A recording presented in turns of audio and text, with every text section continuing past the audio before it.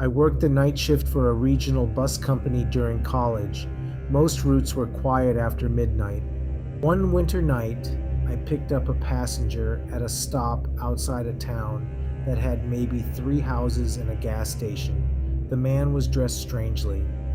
Black coat, black gloves, no luggage, no expression. He sat in the very back row. The ride continued normally for about 20 minutes. Then my radio crackled. Dispatch.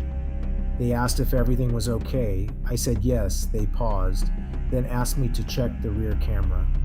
I looked at the monitor mounted above the windshield. Every seat was empty. I told dispatch the camera must be malfunctioning because there was a passenger sitting in the back. Another pause. Then dispatch asked, "What passenger?" I explained. "Male, black coat, back row." Silence. The dispatcher sounded nervous now. He asked me to stop the bus immediately. I pulled onto the shoulder. When I stood up and looked toward the back, every seat was empty. The man was gone.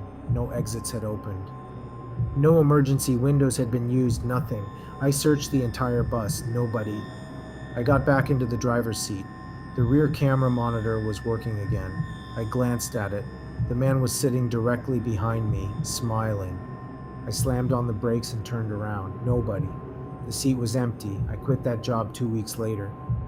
A year afterward, I ran into the dispatcher who had been on duty that night. He told me why he sounded scared. When he checked my route's GPS, my bus had briefly stopped in the middle of an abandoned cemetery. The problem was, there was no cemetery anywhere near my route.